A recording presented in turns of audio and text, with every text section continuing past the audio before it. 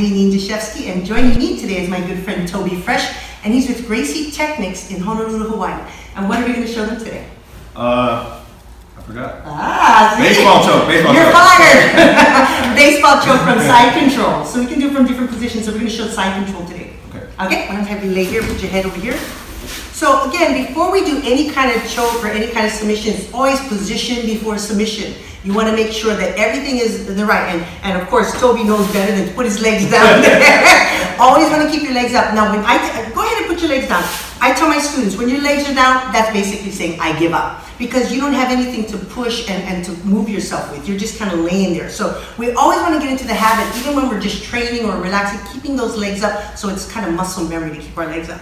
Then I'm going to come up here. I want to make sure my hip or my knee is by his hip to prevent him from moving this way. And a lot of times, people like to put this knee by the shoulder because you want to block that shoulder because we want to kind of block the key points. But unfortunately, when I do that, it creates this big gap right between me and him. So when I lay over and take side control, it's so easy for him to pull his elbow in, and now he's recovering guard. It's not going to help me at all. So what I do is I extend that knee all the way up past his ear until I can get as close to him as I can. I want to take up that gap as close as possible. What that does is it moves his elbow further back, making it harder for him to get in there. So I'm going to come down, get it to side control. My hair's not in your face, is it? Okay. Now I'm going to squeeze here, bring my elbow in, and I'm going to get ready to do my baseball choke. Now the first thing I want to do is when I let this go, I don't want him moving away from me, so I'm going to turn his hand over and cup his shoulder, holding him down so he doesn't move up. And then I'm going to take this hand, I'm going to take my thumb in, I'm going to look for the collar, and I'm going to slide it all the way to the other side, but not quite so much. So if you kind of turn towards me, I'm just getting it right by the side of his neck. I'm not going all the way over here. I just want to be enough so I'm touching the side of his neck there, and I'm going to put my thumb in, and then I'm going to get a nice firm grip like that. So again, one more time, I'm here, I cup the shoulder, don't let him get away from me, slide my thumb all the way to the other side of his neck, and I hold it really tight in a fist. Now, if I come up, which most people do, to try to go for this, he's already escaping. There's too much space. So I want to keep myself down on him, keeping the pressure down. As I bring this hand back, I'm going to squeeze it, like sandwich it right between me and him, and now my arm is keeping the pressure. You can feel that I'm keeping the pressure on to keep that hand. Then I go into it where I'm touching his neck. I'm not way out here. The side of my palm is actually touching the artery on his neck. Now I'm holding him down with my elbow. So the entire time I'm holding him down with that elbow. Now I can move my body away because this is holding him.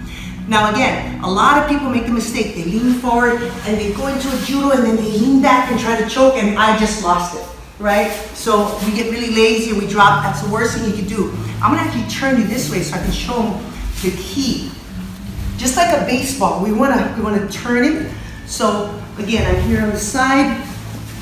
I'm holding, I'm gonna cup the shoulder, I'm gonna put my thumb in, slide back against his neck, get a nice grip. I'm going to come bring my hand back and slide against him, keeping pressure on him so he doesn't come up.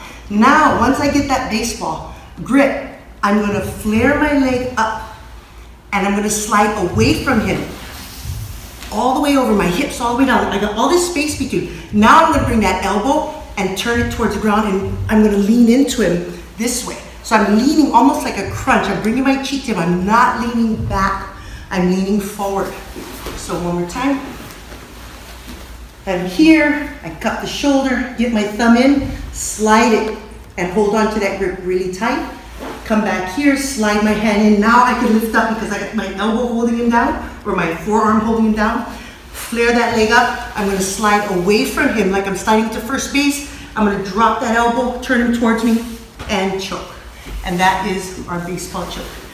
So, have you seen those kind of details before? No, I haven't seen the slide away detail, and I also didn't the arm wedged in between your body is really good to keep that elbow and right. So you felt the pressure on me, even though my body came out, the pressure was always there. Because if I come up, then you're going to escape. Right. And the other detail, let me show you. If I try to go back, put your hand here. If I don't slide away, and you're holding here, and I come forward like this. And then I have nowhere to bring my elbow down, right? So I can't really turn you. You're in my way. So I have to push my butt away, and then now I can turn you, bring you to it. I can do like a crunch, and I can bring that choke in really tight. Yeah. Pretty good? Felt good. Tight. All right. Tight. Good work. Thanks for joining us.